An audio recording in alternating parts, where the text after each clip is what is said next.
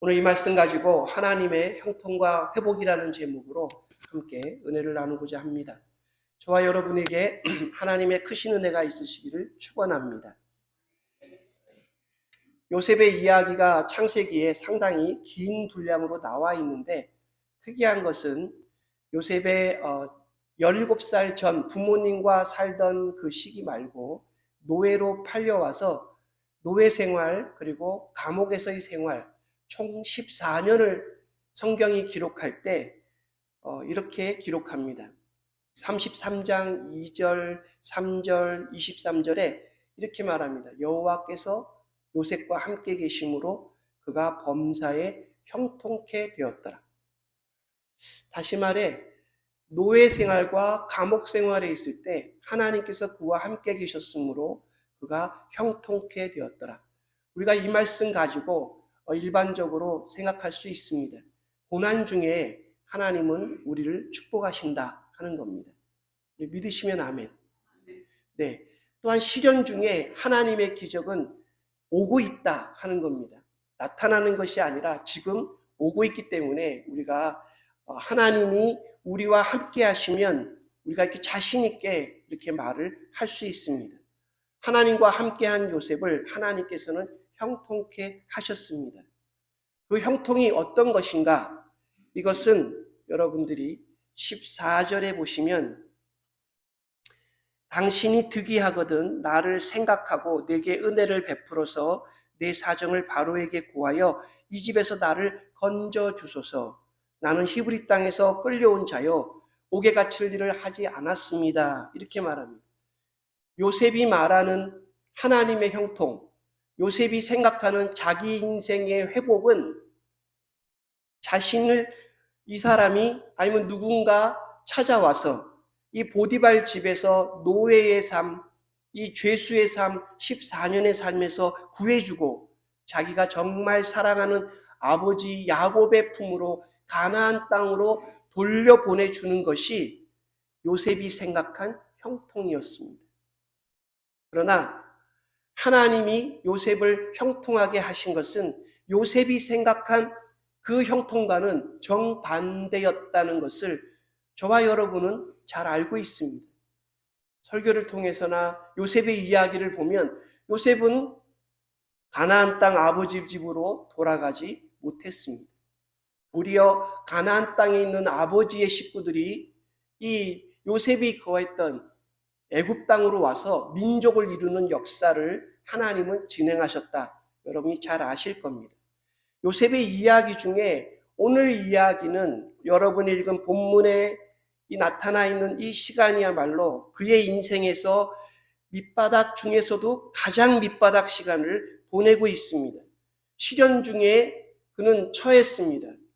노예로 끌려온 것도 억울한데 그는 지금 죄수가 되어서 그것도 하지 않은 억울한 일로 죄수가 되어서 밑바닥에 있는데 성경에서는 하나님이 요셉 그와 함께 하셔서 형통케 하셨다 이렇게 말을 하고 있다 하는 겁니다. 여러분들에게 시련과 고통이 있다 하더라도 하나님의 은혜로 형통의 은혜가 있으시기를 축원합니다. 말씀을 보다 보면 요셉은 참 정말 괴로웠던 것 같습니다. 형들에게 버림받아서 정말 형들이 자기를 팔 줄 어떻게 알았겠습니까? 돈을 팔려가지고 끌려온 노예의 자리에서 아무것도 없다가 정말 17세의 소년이던 그가 열심히 노력하여서 정말 가정 총무라고 하는 보디발 집안의 모든 것을 총관하는 어떤 그런 직책을 받았는데 그것을 억울하게 잊어버리고 감옥에 갇혀 죄수가 된다는 것은 정말 비참한 일이었을 것입니다. 그래서 그는 자신이 생각할 때 자기가 있는 그 감옥에 술 또 떡 관원장 둘이 들어왔는데 그들의 꿈을 해석하니까 한 사람은 회복될 것 같고 한 사람은 죽을 것 같은데 회복되는 사람에게 그가 말을 하는 겁니다. 나를 이 집에서 바로에게 말해가지고 끌어내 달라. 나에게 페이버를 달라. 이렇게 얘기하는 것을 보게 됩니다. 그러나 요셉이 그 일로 인해서 어떤 타협을 하거나 아니면은 하나님께 범죄한 것은 성경에 나오지 않습니다. 다시 말해 여러분이 그때 맨 마지막 절에 술 바치는 간원장이 그를 기억하지 않는 고통스러운 환경에서도 그의 믿음과 삶은 흔들리지 않았던 것 같습니다. 저와 여러분들도 환경이 어떠하든 간에 믿음이 흔들리는 일이 없도록 축원합니다. 믿음이 굳건해야 여러분 환경도 인생도 변화되는 길이 열리는 줄 믿습니다. 요셉이 하나님에 대한 의리를 지키고 정직한 길을 걷는 의로운 길을 택한 대가가 성경에서 보면 수치와 수모와 억울함과 누명과 감옥행이었는데 그것이 하나님이 요셉을 형통케 하시는 과정이었다 하는 겁니다. 정말 진실되게 하나님의 뜻을 행하였는데 결과는 나에게 큰 손해로 돌아오고 있다. 고난이 닥치고 태풍이 닥치는데 하나님이 인생을 형통케 하기 위한 그뿐만 아니라 요셉의 가족 모두를 살리는 그 길로 인도하고 있다 하는 것을 성경이 계속해서 말하고 있습니다. 이런 일을 당하는 요셉의 태도를 가만히 보면 요셉이 어느 정도까지는 하나님을 믿었기 때문에 하나님과 교통하고 있었기 때문에 알고 아니면 믿었던 것 같은 그런 것을 보게 됩니다. 그가 그런 일을 당하면서 두 가지는 하지 않습니다. 첫째는 요셉은 다른 사람을 원망하지 않습니다. 보디발의 아내나 자기를 판 형들이나 형제들에 대한 원망, 자기를 찾지 않는 아버지에 대한 원망, 이런 원망을 하지 않습니다. 우리가 살다 보면 그렇지 않습니까? 좋은 일은 자기 탓이고 나쁜 일은 안 좋은 일은 탓할 사람을 찾는 것을 우리는 자주 보게 됩니다. 그래야 마음이 편하지요. 예수님이 십자가에 달리신 후 첫 마디를 제가 말씀드린 적이 있는데 아시죠? 저희가 하는 일을 저희가 알지 못하오니 용서해달라는 그 기도가 예수님의 십자가에 달리신 첫 번째 기도였습니다. 다시 말해 원망하는 것이 아니라 그들을 위해서 기도하고 그들을 만날 날을 아니면 그들에 대한 기대를 아직은 저버리지 않는 것, 그것이 예수님을 닮은 모습이라는 것을 우리가 쉽게 알 수 있습니다. 요셉은 두 번째로 결과를 놓고 하나님을 원망하지 않았다 하는 겁니다. 사람을 원망하지 않은 요셉은 하나님도 원망하지 않았습니다. 하나님 어떻게 저에게 이러실 수가 있습니까? 제가 믿음을 지키고 하나님께 얼마나 잘했는데 제 자리 보존 정도는 해주셔야 되는 것 아니냐 할 수 있지만 그는 그렇게 하지 않았습니다. 믿음을 지켰는데 고난을 겪는다고 할 때 우리가 요셉을 통해서 정말 배워야 하는 것은 원망하지 않는 것입니다. 요셉의 태도에서 우리는 그가 정말 하나님과 교통하며 하나님이 그와 함께 하셔서 매우 성숙한 삶을 살았던 신앙의 사람이라는 것을 알 수 있습니다. 그런 요셉에게 오늘 성경 말씀에 정말 예기치 않은 보디발 집에 있는 감옥에 갇혀있는 그 요셉에게 예기치 않은 일이 일어납니다. 왕 옆에서 일하던 사람들이 범죄자가 되어서 감옥에 들어오게 되고 그 두 사람과 요셉은 만나게 되는 겁니다. 요셉이 먼저 들어와 감옥에서 정말로 요셉의 가치를 이렇게 보이고 있는 사이에 그가 정말 정직하고 성실하고 일을 맡겨도 충분한 그런 사람이라는 것을 보여주고 있는 가운데 무슨 죄인지는 모르지만 왕과 매우 밀접한 사람, 권력층 두 사람이 그에게 들어옵니다. 이 일은 요셉에게 예기치 않았던, 생각지 못했던 일입니다. 우리에게 일어난 어떤 일이 예기치 못할 때 여러분 배후에는 언제나 하나님이 계시다는 사실입니다. 그런 일이 왜 그때 일어났는지 우리는 다 이해할 수 없지만 그런 일이 일어났고 그들이 감옥에 들어와 요셉을 만났습니다. 무슨 일이고 왜 이런 일이 생겼을까? 이들이 왜 나에게 다가왔을까? 하는 그런 것이 해석되지 않을 때 항상 우리는 하나님께 초점을 맞추어야 되겠습니다. 왜 내가 아플까? 내 사업은 왜 안 될까? 내 인생이 왜 이럴까? 인간적으로나 상식적으로 어떻게든 해석이 안 될 때 여러분 하나님께 여러분의 인생에 초점을 맞춰보시기를 바랍니다. 하나님께 초점을 맞출 때 영적으로 해석할 수도 있고 은혜를 깨닫게 되고 영적으로 하나님의 인도하심을 깊이 깨달을 수 있습니다. 요셉이 꿈꾼 그들에게 말하지 않습니까? 해석은 하나님께 있다. 우리 마음대로 어떤 사건이나 어떤 상황을 해석하는 것이 아니라 그 상황에 대한 해석은 하나님께 있다라는 사실을 우리가 인정할 때 그 예기치 않은 내가 정말로 생각하지 않았던 그 모든 일들의 의미가 하나님으로부터 성령님으로부터 우리에게 알려진다고 할 수 있겠습니다. 예기치 못한 일의 배후에는 우리 하나님이 계시고 그리고 우리에게 하나님의 마음은 항상 멸망이 아니고 언제나 영생이고 축복이라는 사실을 여러분 놓지 마시기를 축원합니다. 하나님의 자녀에게 일어나게 하신 사건은 하나님 자녀들을 죽이기 위한 사건이 절대로 아닙니다. 하나님이 작정하신 복을 주기 위한 사건이고 하나님은 우리에게 수모와 망신을 주고 우리를 사회 밑바닥에 처박는 징계하시는 의도가 아니라 우리를 하나님의 손 안에 하나님의 뜻 안에 우리를 연단시키시고 깨닫게 하시고 하나님의 축복과 하나님의 쓰임받기에 하나님의 뜻에 따라 쓰임받기에 합당한 그릇으로 빚어나가시는 과정이라는 것입니다. 예기치 않은 일에 항상 하나님이 계시다 하는 이 신앙의 원리를 여러분 꼭 기억하십시오. 우리 인생이란 정말 언제나 고난의 연속입니다. 고난이 한 번 왔다가 가는 것이 아닙니다. 고난은 계속 찾아옵니다. 광야를 한 번 지나가는 것이 아니라 광야는 계속 찾아옵니다. 지나가고 나서 조금 쉴만하면 또 광야에, 인생의 광야라는 것은 그렇습니다. 따라서 거기에 고난이나 광야에 무너지면 우리의 신앙을 다시 점검해 봐야 합니다.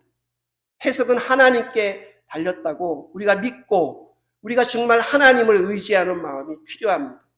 그래서 우리는 고난에 대해서 전문가가 되어야 하고 광야에 대해서 전문가가 되어야 하는 것입니다. 우리의 형통이 생각하는 방향과 하나님이 우리를 형통으로 이끄시는 방향이 정말로 다르다는 사실을 우리는 알아야겠습니다. 그리고 하나님이 이끄시는 형통의 길에는 반드시 고난과 광야를 거치게 된다 하는 겁니다. 하나님의 축복을 제대로 누릴 수 있는 성도를 만들기 위해서 하나님께서는 그 과정을 우리에게 허락하시는 것입니다. 이런 입장에서 요셉의 이야기가 우리에게 보여주는 것은 몇 가지 살펴볼 장소와 의미가 있는데요. 첫 번째는 감옥이라고 하는 장소입니다. 여러분, 감옥이라 하는 곳은 정말로 가고 싶은 사람이 아무도 없을 겁니다. 그렇지 않습니까? 군대만 해도 젊은 사람들이 답답해하고 힘들어하는 걸 많이 봤는데 감옥이라는 곳은 절대로 가고 싶은 곳이 아닙니다. 어떻게 보면 요셉에게 있어서 밑바닥 중에서도 바닥으로 느껴졌지만 그가 상상도 할 수 없는 자리에 오르는 계기를 만들어준 것이 바로 감옥이지 않겠습니까? 그가 감옥에 갈 만한 일을 하지 않았다는 증명을 확실하게 보여준 것이 바로 그 감옥이 아니겠습니까? 감옥이라는 부분을 우리 인생의 관점이 아니라 하나님의 관점에서 보면 그 인생의 의미 자체가 달라진다는 사실을 성경은 우리에게 보여줍니다. 요셉이 억울한 누명을 쓰고 감옥을 가지 않았더라면 우리가 아는 대로 애굽왕 바로를 만날 기회가 전혀 없었을 겁니다. 우리가 아는 대로 23절에 그 술 맡은 관원장이 요셉을 잊어버리지 않았으면 단순히 감옥에서 벗어나 자기 집으로 돌아가는 그저 젊은 청년에 불과했겠는데 그는 요셉을 기억하지 못하고 잊어버렸다고 성경이 말합니다. 이방인이고 노예 신분의 죄수로 정말로 살던 기간이 있었지만 그 감옥행이 하나님께서 그를 형통으로 그의 평안함으로 인도하시는 통로가 되었다는 사실을 우리는 성경에서 분명하게 볼 수 있습니다. 두 사람이 들어온 예기치 않은 일, 그 배후에 하나님이 계셨고 그 배후에 하나님이 계시다는 것을 요셉은 이 본문에서는 잘 몰랐던 것 같습니다.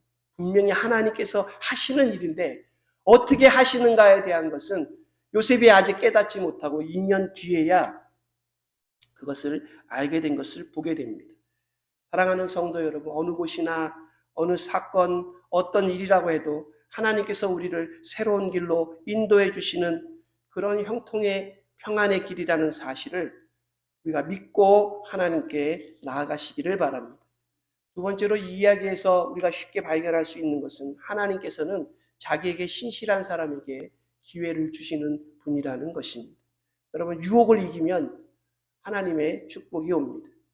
우리가 하나님 앞에 범죄하지 않으려는 마음으로 손해를 감수하면 그것을 하나님께서 뒤집어 주셔서 축복을 하시는 길과 열쇠로 만들어 주신다는 사실을 우리는 알 수 있습니다.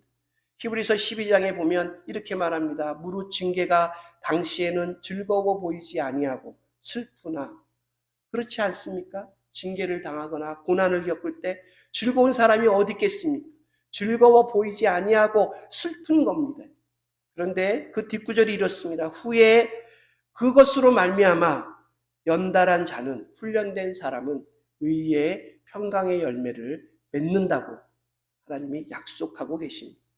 세 번째로는 하나님을 신뢰하고 하나님을 믿으며 의의 길로 가려고 하는 사람들에게 하나님께서는 그 시험을 통해서 회복의 역사를 주신다 하는 것입니다. 하나님이 준비하신 회복의 열쇠는 바로 이 두 사람이었습니다. 바로의 떡과 술을 담당하는 이 두 사람이 들어와 요셉에 있는 감옥으로 왔는데 그들이 요셉을 위해 준비된 사람이라는 사실입니다. 왕이 아니라 요셉을 위해 하나님이 다루고 계시다는 사실을 우리는 성경에서 볼 수 있습니다. 아이, 목사님 그거를 이렇게 해석하면 될까요? 아전인수처럼 보이는데요. 하실 수 있지만 영적으로 보면 여러분 이게 진실입니다. 저와 여러분이 믿는 세상의 움직임은 어떻게 되는 겁니까? 대통령이 움직이고 아니면 어떤 국회의원들이 뽑혀서 그들이 움직이는 것 절대로 아닙니다.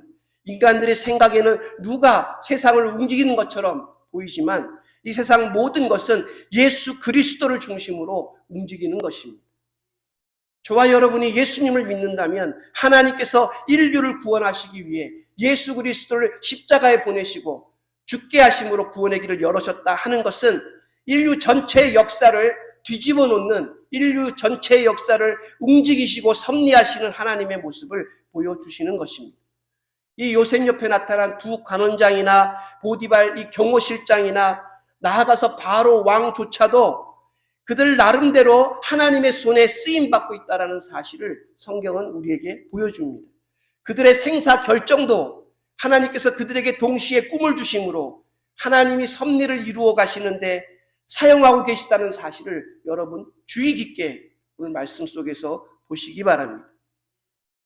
나아가 우리를 포함한 하나님의 자녀들의 생애 또한, 저와 여러분의 생애 또한 하나님의 역사를 이루는데 사용하기를 하나님은 원하신다는 것입니다. 우리는 분명히 그것을 알아야 됩니다. 그럼 어떻게 우리 인생이 바닥이든 아니든 이민생활 이 삶 속에서 하나님께 쓰임을 받을 수 있을까?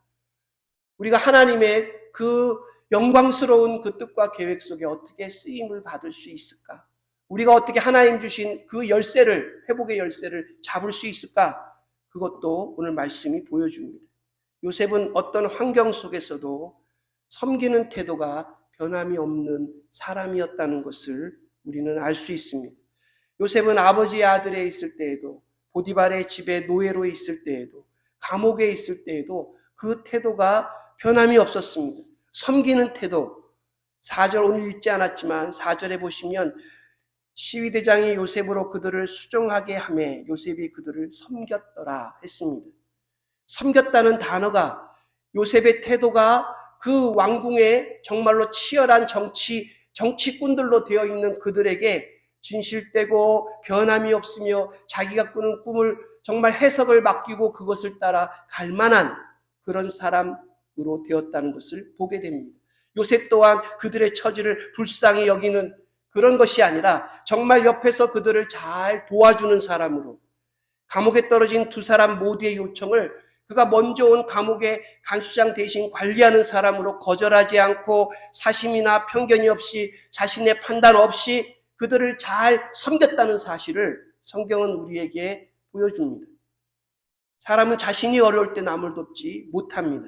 자신이 실직이 되고 인생의 밑바닥인 노예에 추락하여 감옥에 갇혔는데 요셉이 무슨 다른 사람을 도와주고 섬길 만한 그런 마음이나 형편이 되겠습니까? 그런데 요셉은 그 두 사람을 잘 섬겼다. 성경은 그렇게 말합니다. 꿈만 해석한 것이 아니라 그들에게 정말로 진실하게 신뢰를 주는 사람이었다는 사실을 보여줍니다. 여러분의 인생 태도에 주를 섬기는 자세뿐만 아니라 다른 사람들의 영혼을 섬기는 그런 자세가 변함이 없으시기를 축원합니다. 그러면 하나님의 형통이 여러분의 삶을 찾아가실 것입니다.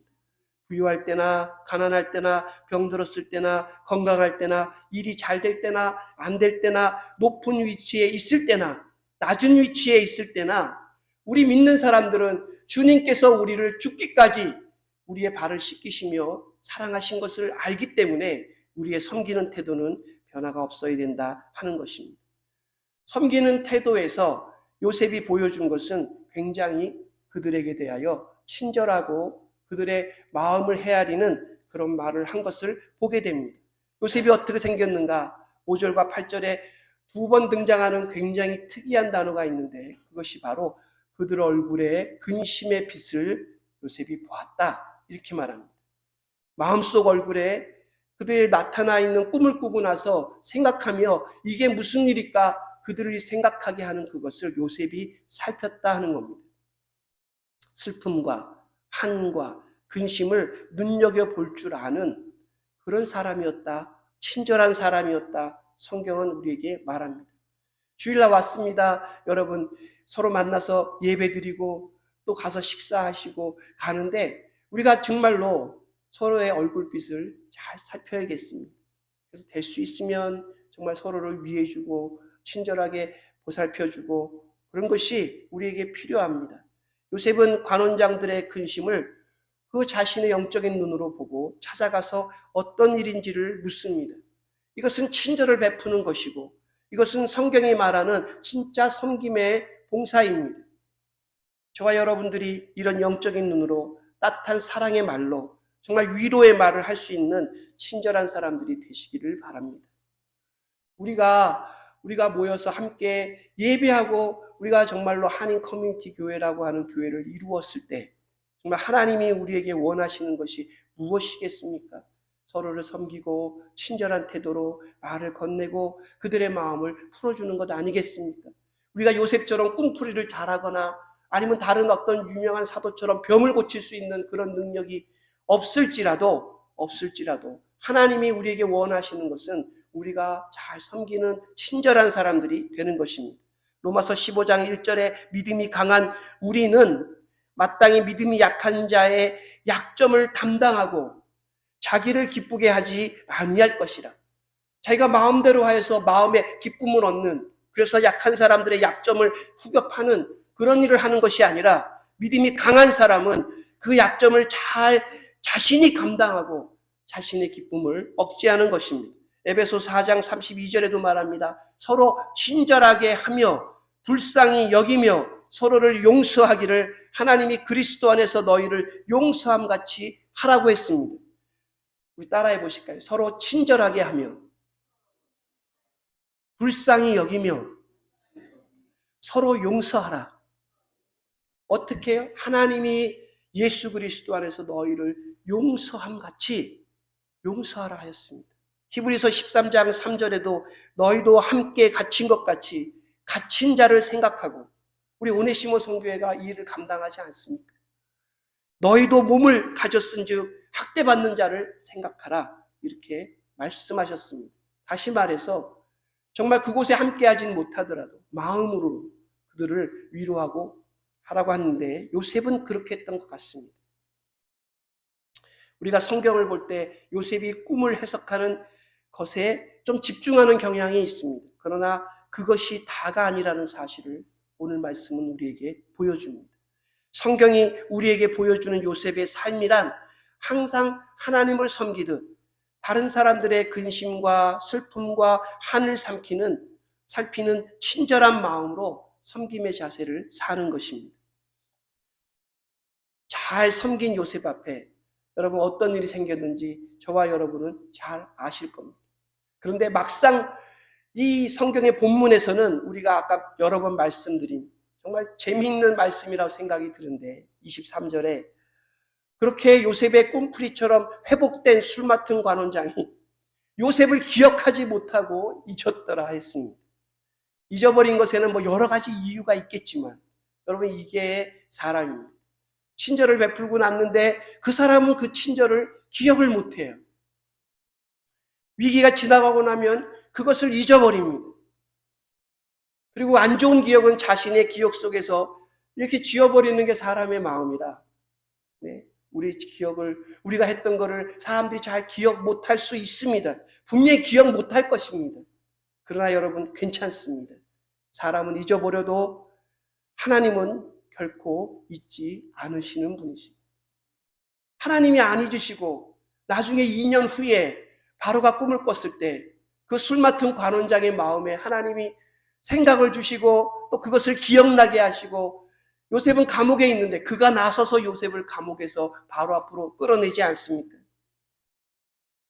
요셉을 회복시키는 하나님의 모습을 우리는 성경 속에 우리는 볼 수 있습니다. 우리 예수님께서 우리에게 약속하셨습니다. 요한복음 14장에 내가 너희를 고아와 같이 버려두지 아니하고 너희에게로 오리라. 하나님은 우리를 결코 버리시는 분이 아니시고 방치하시는 분이 아니시고 우리를 고통 가운데 밀어넣어서 그것을 내버려 두시는 분이 아니라 우리가 그 가운데서 하나님의 형통의 길로 가는 길을 발견하고 그 일을 통해서 역사하시는 하나님에 대한 믿음을 가질 때 하나님께서는 우리에게 형통과 평안의 길을 열어주신다 하는 것입니다. 거기에는 하나님의 때가 있습니다. 하나님의 방법이 있습니다. 하나님의 회복이 있습니다. 우리는 모르지만 우리는 생각한 것과 다른 방향이지만 여러분이 해결하지 못하는 그 모든 것을 하나님께 기도하고 기다리고 믿음을 지킬 때 하나님의 방법으로 가장 선하고 가장 의로운 방법으로 해결하여 주실 것입니다. 우리가 기대하는 결과가 당장 나타나지는 않을 수 있습니다. 그러나 여러분 두려워하지 마십시오. 여러분들에게 하나님의 위로가 함께 하시기를 축원합니다. 이루어가는 과정이라는 것을 잊지 마시고 여러분 믿음을 지키시기를 바랍니다. 짧게 말씀의 결론을 맺겠습니다. 오늘 요셉을 통해 하나님을 믿는 사람들에게 주시는 메시지는 우리가 이해할 수 없는 고난 가운데 있다 손 치더라도 그 해석은 하나님께 맡기시고 자기보다 더 어려운 주변 사람들에게 친절하게 섬기는 태도를 보이면 하나님은 그것을 사용하시고 그것이 열쇠되어 선을 이루어 가시고 우리로 하여금 때가 되었을 때 어려움을 벗어나는 계기를 삼아 주신다 하는 것입니다. 기도하겠습니다. 사랑과 은혜가 풍성하신 하나님 아버지, 요셉의 이야기를 통해 저희 자신들을 돌아봅니다.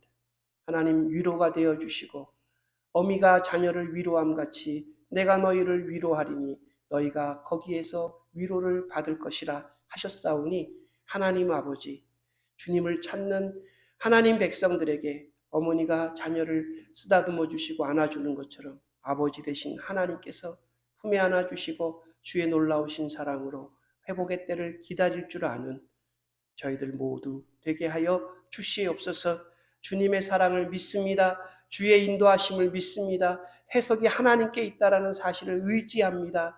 하나님 교만하지 아니하고 또한 저희들이 함부로 판단하지 아니하고 주의 하시는 것을 바라보며 따라갈 수 있는 저희 되게 하여 주시고 요셉과 같이 교회 안에 섬기는 친절한 마음들이 가득한 교회, 그래서 주의 영광을 드러내는 교회 꼭 되게 하여 주시옵소서. 예수님의 이름으로 간절히 기도했사옵나이다. 아멘.